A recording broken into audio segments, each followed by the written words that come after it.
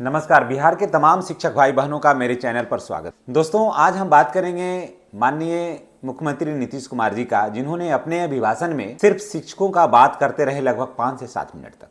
जी हाँ, अचानक माननीय मुख्यमंत्री जी को क्या बात हो गई कि वो शिक्षकों के मुद्दे को उठाया। अभी कुछ दिन पहले से शिक्षकों के मुद्दे थोड़े से गौन पड़ गए थे, लेकिन अचानक बात हुई कि माननीय मुख्यमंत्री जी आखिर शिक्षक की बात क्यों करने लगे। चलिए आज जानते हैं विस्तार से और बताते हैं ये कि आखिर माननीय मुख्यमंत्री जी ने शिक्षकों की बात क्यों की, शिक्षक के मुद्दे को क्यों उठाया, उसमें बीपीएससी वाले टीचर, विशिष्ट शिक्षक और उसके बाद नियोजित शिक्षकों के मुद्दे को उठाया और सभी का बहुत ही सटीक विश्लेषण भी किया। जी हाँ, और बातों बातों में उन्होंने कहा कि आप सभी की उपस्थिति और आप सभी की भागीदारी बहुत अनिवार्य है। जी हाँ, मैं हूं संजीत कुमार और आपने देखना शुरू कर दिया है संजीत सिंह ब्लॉग। तो दोस्तों चलिए आज हम बात करते हैं माननीय नीतीश कुमार जी का वो सभा का, जो आज से लगभग 4-5 दिन पहले वो विक्रमगंज में वो सभा कर रहे थे और जहां से रामकृपाल यादव कैंडिडेट हैं, वहाँ बीजेपी से वहाँ चुनाव प्रचार करने के लिए गए थे। तो वहाँ क्या कुछ बातें हुई उसके बारे में हम आपको विस्तार से बताते हैं। दोस्तों देखिए, कई ऐसे मुद्दे थे जो गौण थे। बिहार के शिक्षकों के कई ऐसे मुद्दे थे जो बिल्कुल गौण थे। जैसे सेवा निरंतरता की बात कर लिया जाए, वेतन संरक्षण की बात कर लिया जाए या फिर प्रमोशन की बात कर लिया जाए, सभी मुद्दे गौण रहे। समझ गए? सारे मुद्दे जब गौण रहे तो आखिर फिर अचानक कोई भी नहीं बोला, आखिर बिना किसी लाग लपेट के डायरेक्ट माननीय मुख्यमंत्री जी ने शिक्षकों के मुद्दे को कैसे उठाया। ये एक विचारणीय प्रश्न है। शिक्षक आखिर आज माननीय मुख्यमंत्री जी को कैसे याद आ गए? कारण कि देखिए, ये एक ऐसा चुनाव हो रहा है बहुतों वर्षों के बाद, लगभग 20 वर्ष से हम भी सेवा में हैं, तो आज तक ऐसा कभी नहीं रहा किसी चुनाव में कि जिसमें शिक्षक का मुद्दा जो है वो चुनाव में प्रभावी न रहा हो या शिक्षक की बात चुनाव में न किया जा रहा हो। लेकिन ये चुनाव जो है 2025 का जो चुनाव है, ये एक ऐसा चुनाव है जहां शिक्षक नाम का कोई चीज नहीं है। समझ गए? शिक्षक या शिक्षा सेवक जैसी कोई भी चीज है ही नहीं। यानी कि अगर सरकार जीतती है तो ये नहीं कह सकती है कि हमको शिक्षकों ने जिता दिया, या सरकार हारती है तो यहाँ पर नहीं कह सकती है कि हमें शिक्षकों ने हरा दिया, या शिक्षक ये नहीं कह सकते हैं कि हमने आपको हरा दिया। समझ गए? अगर सरकार हार भी जाती है तो ये शिक्षकों को कहने के पास माननीय मुख्यमंत्री ने नहीं छोड़ा है कि आपके वजह से हम हार गए, क्योंकि हम आपका मुद्दा उठाए ही नहीं। तो शिक्षक वोट किसे देंगे वो शिक्षक जानेंगे, और शिक्षक अगर सरकार बनती भी है तो शिक्षक कहेंगे कि हमारे वजह से आपकी सरकार बन गई, तो ये भी कोई विश्वास नहीं करेगा।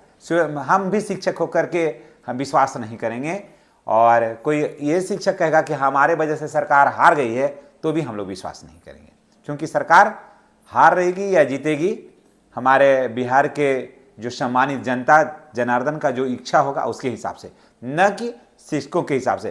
क्योंकि देखिए, मैं बात बिना लाग लपेट का बोलता हूं, क्योंकि ये चुनाव जो हो रहा है वो बिल्कुल जाति के आधार पर हो रहा है।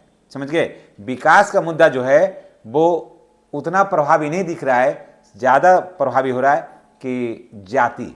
समझ गए? ये चुनाव जो है इस बार बहुत दिनों के बाद ऐसा हो रहा है कि चुनाव जो है वो जात के आधार पर हो रहा है। तो यहाँ पर शिक्षक नाम का कोई चीज़ नहीं है, ये तो बात बिल्कुल सत्य है। शिक्षक हरा देंगे या जिता देंगे ऐसी कोई बात नहीं है। लेकिन चल खैर छोड़िए, बात हो रही है कि शिक्षक आखिर माननीय मुख्यमंत्री को याद कैसे आ गए। आखिर माननीय मुख्यमंत्री ने शिक्षकों को याद किया कैसे? देखिए, वहां पर जब गए तो आमतौर पर जैसे सभा की शुरुआत होती है, माननीय मुख्यमंत्री जी ने भी सभा का शुरुआत किया, और उसके बाद बात करते करते 3 मिनट के अंदर फिर माननीय मुख्यमंत्री आ गए शिक्षकों की बात, रोजगार से पलटकर फिर आ गए शिक्षा की बात कि हमने शिक्षकों की बहाली किया। और मैंने सबसे पहले बात आई नियोजित शिक्षक का कि हम जब सत्ता में आए तो उसके बाद सबसे पहले हम विद्यालय खोले और नियोजित शिक्षकों को हमने वहाँ पर रखा, और नियोजित शिक्षकों ने बहुत बेहतर काम किया, और जिसका परिणाम ये हुआ कि बिहार में जो शिक्षा व्यवस्था था उसमें सुधार हुआ। उसके बाद फिर टेट की बात आई कि उस पर टेट लिया हमने शिक्षकों के लिए। उसके बाद फिर ज़रूरत पड़ी तो बीपीएससी के माध्यम से शिक्षकों की बहाली हुई। ये सारी बातें हुई।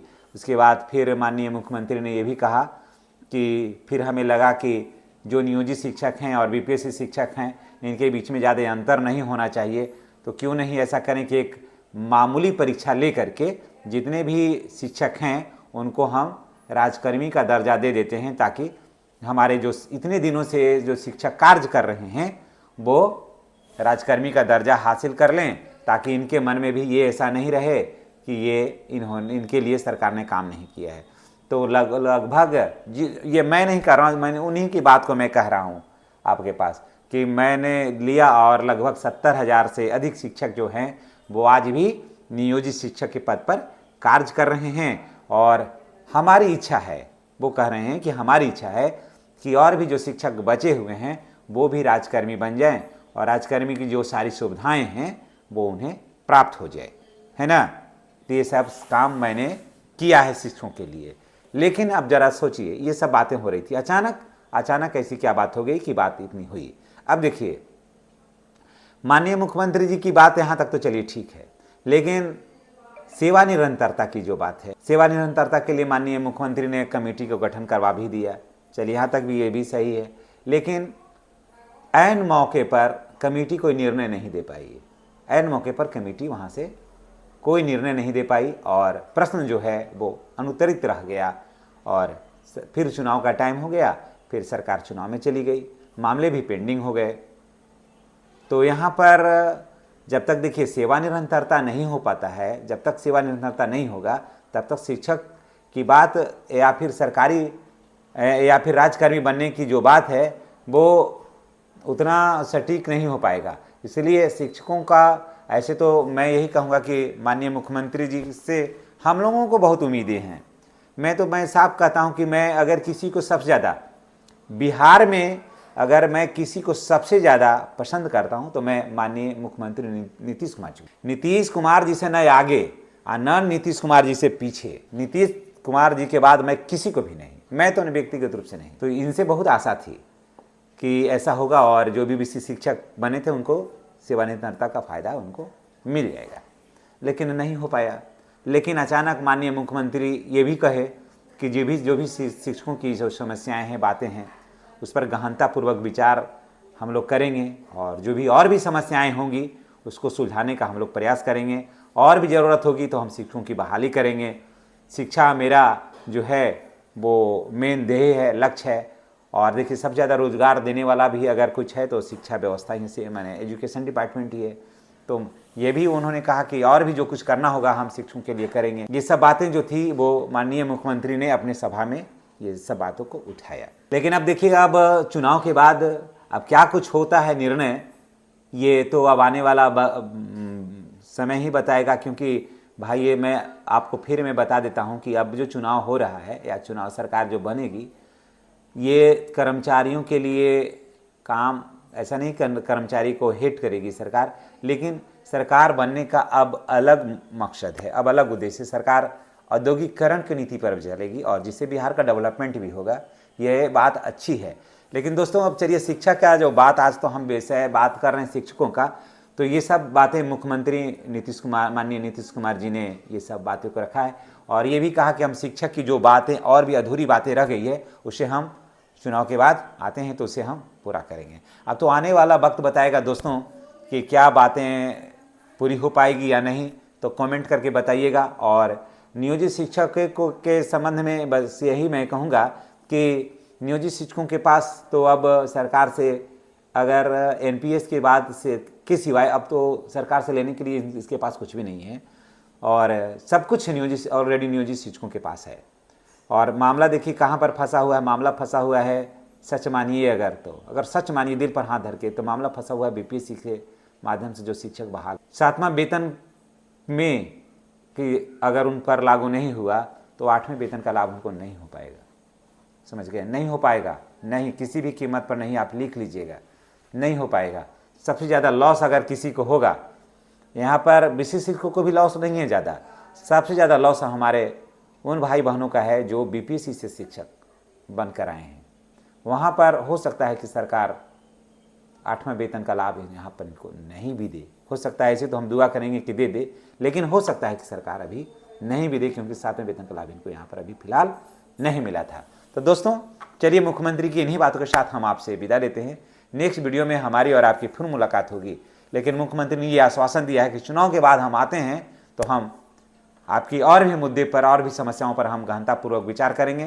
तो ये उम्मीद करिए कि जितने भी शिक्षक हैं उनको 8वें वेतन का लाभ मिलेगा, उसमें हमारे बीपीएससी वाले शिक्षक भी हैं, समझ गए, क्योंकि उन्होंने कहा एक लाइन कि और भी जो समस्याएं हैं उनको उस पर हम गहनतापूर्वक विचार करेंगे, तो ट्रांसफ़र भी होगा और जो भी बीपीएससी से बहाल हमारे शिक्षक भाई बहन हैं उनको 8वें वेतन का लाभ भी मिलेगा।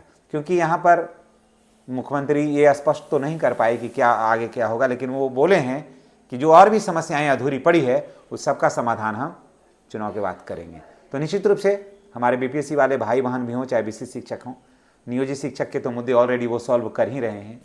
कुछ नियोजित शिक्षक भले अनवाइड होंगे उनसे कि सक्षमता परीक्षा ले लिया और बेकार हम लोगों को सबको राजकारण ऐसे बनाना चाहिए था, लेकिन देखिए ये सरकार की अपनी मंशा है, वहाँ पर तो हम कुछ कह नहीं सकते हैं। लेकिन जो भी होगा शिक्षकों के हित में आज तक हुआ है और आगे भी शिक्षकों के हित में ही होगा। धन्यवाद। अगर चैनल पर नए हैं तो चैनल को सब्सक्राइब करिएगा। इस संबंध में और आप क्या कुछ कहना चाहते हैं कमेंट बॉक्स में अवश्य लिखिएगा। धन्यवाद। जय बिहार, जय शिक्षक समाज।